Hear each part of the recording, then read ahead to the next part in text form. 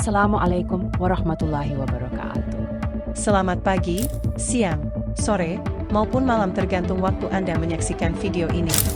Kembali lagi dalam ajang kejuaraan motor tercepat MotoGP tahun ini bersama saya Hendra77.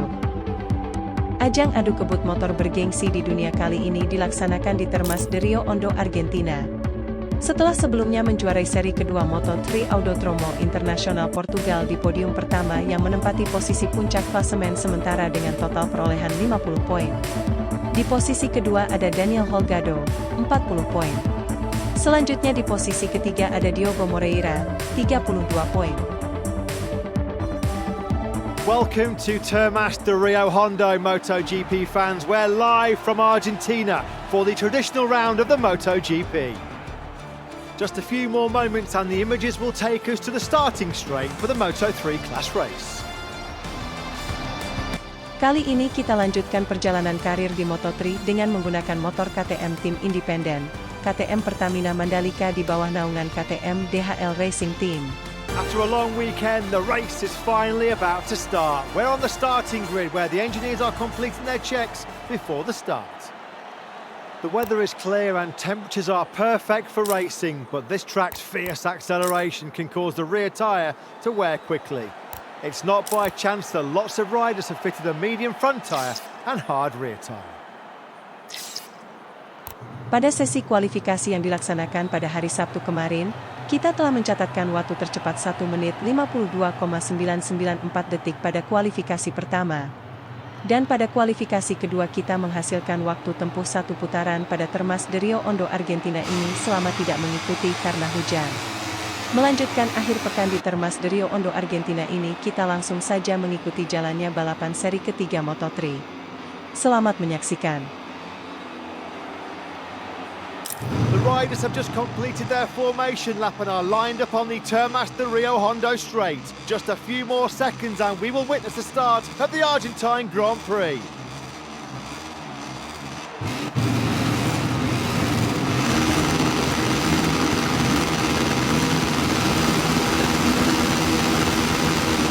Lights out, we're underway in Termas. A wheelie off the right for Scott Holt from the number 19 bike, but Sasaki makes the dream start from pole position.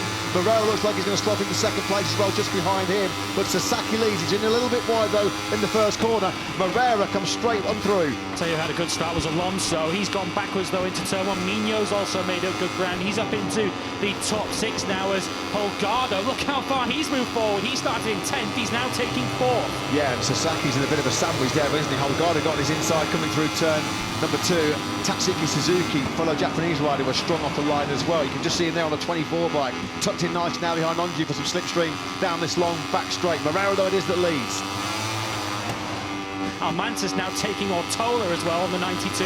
What a ride this is. He's into the top 6 now. And he's making it look so easy. Everything's just so clean, so clinical.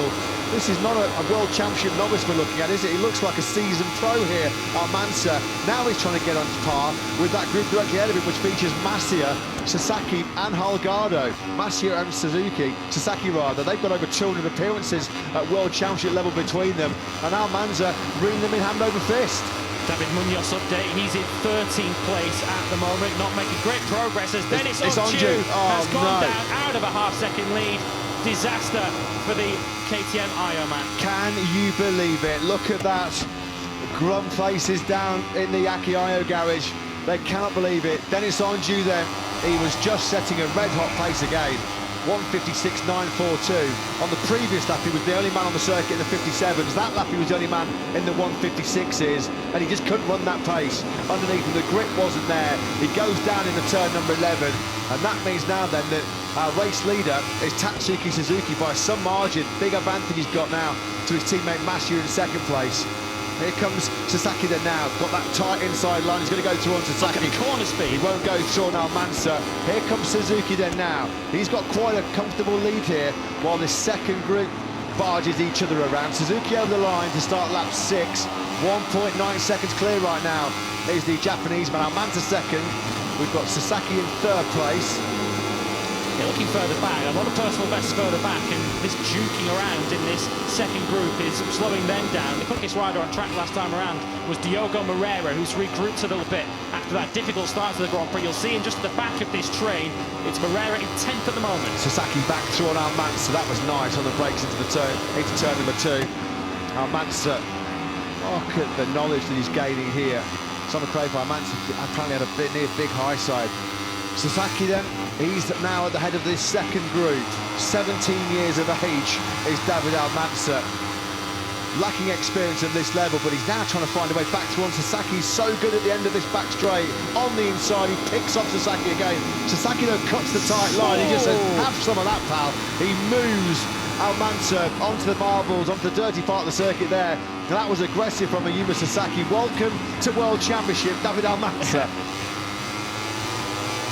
There is Masia now, just squeezing Almanza out, coming back into 3rd place. So Sasaki, oh no, Sasaki's gone down! Sasaki lost the rear, coming on that change of direction, the flip-flop between 13 and 14 on the helicopter shot. And Ayumu Sasaki, I mean, just had the 1 position drop penalty for the aggressive move on Almanza. It just goes from bad to worse. Sasaki from pole, he has crashed out here, the Michelin Grand Prix of Argentina. Unlucky 13 for the pole man. 6 plates for Mino. Yeah, he's just gone past Holgado. Holgado looking to fight back, but here comes Munoz, who's looking to take the pair of them. There's a potential 2nd place in this for the 2nd weekend running for Munoz if he plays his cards right and stays patient. Still 7 laps to go in this Grand Prix. Looking in the background, it looked like he did take both Mino and Holgado. These are precious World Championship points for his early title charge being gained here, aren't they, potentially, by Munoz. Rapid progress by him. Started back in 16th place in the grid, although he had a scare there. Be very, very careful, just trying to get the power on that a little bit early with a little bit too much lead angle. Out of the seat he was briefly, coming out the first corner. Oh no, Jaume Masia's gone down.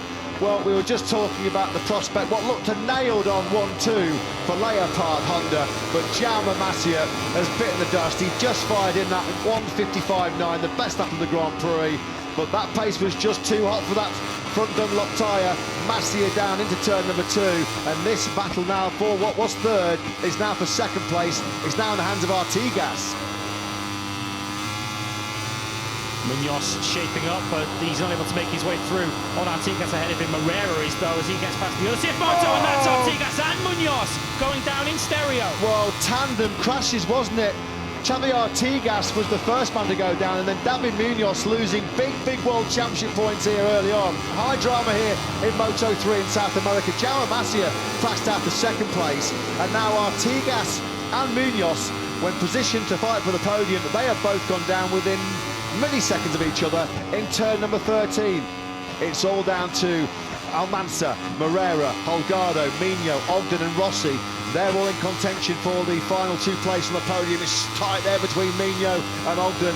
They lean on each other going through turn number 5, but it's Moreira that has the advantage. Very different braking techniques from Moreira and Almanza there, but both equally effective into turn 5. Moreira, of course, for the South Americans, is the sole South American in this leading battle, currently holding 2nd place, and of course the World Championship implications for this. We're expecting Moreira and Holgado to be World Championship contenders late into this season. Of course, with Munoz out of play, there's an opportunity for them to stretch an early lead in this World Championship. Moreira in 2nd for Almanza, Mino, Holgado and Ogden. Artigas update, he is still running. He's battling with Stefano Nepa for 8th and 9th.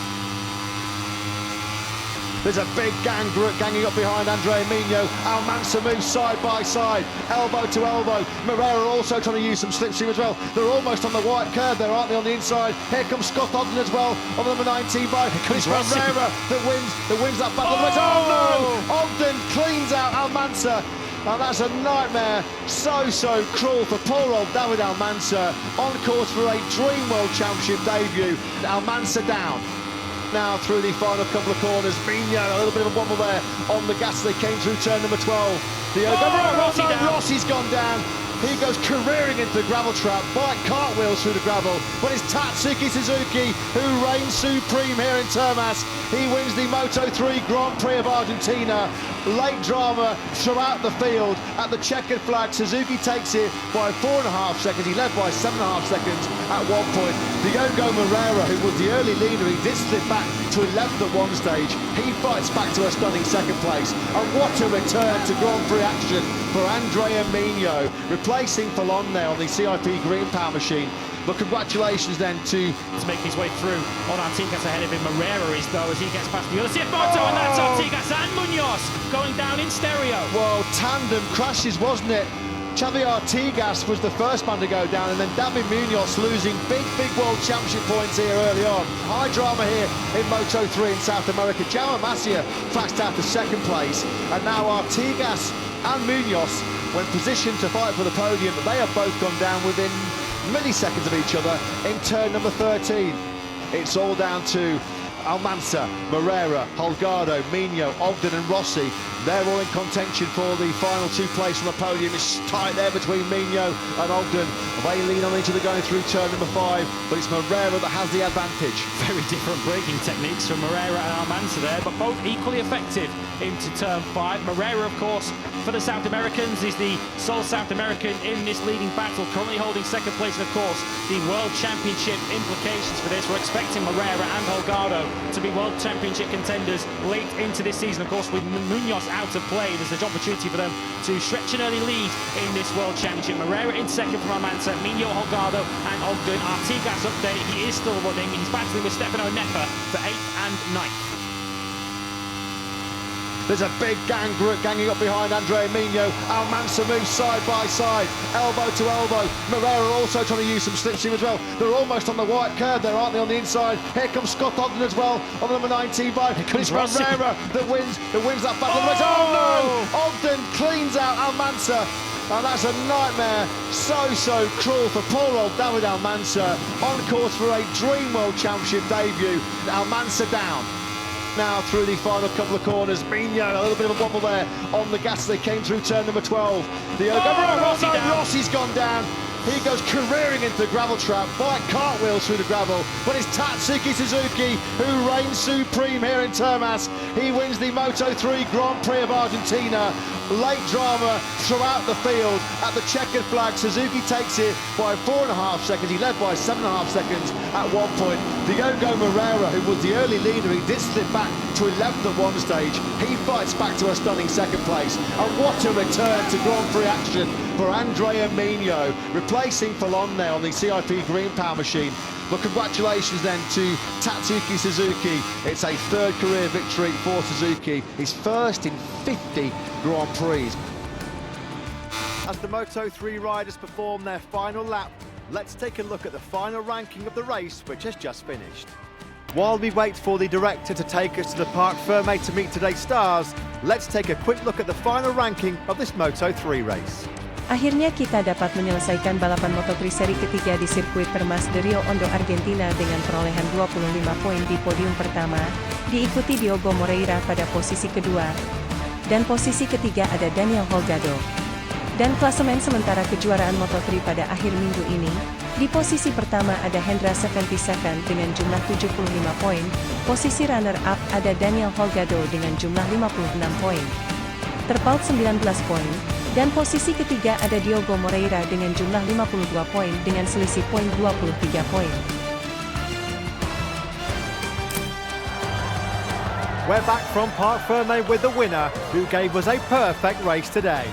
In addition to the victory, this young man scored points which are very important for the world ranking.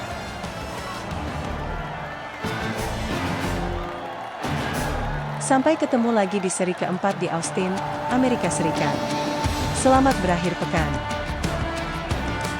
Terima kasih telah menyaksikan video ini dari awal hingga akhir. Jangan lupa tekan tombol like, subscribe, dan share di media sosial Anda, serta tinggalkan pesan dan kesan pada kolom komentar yang tersedia. Terima kasih dan sampai jumpa.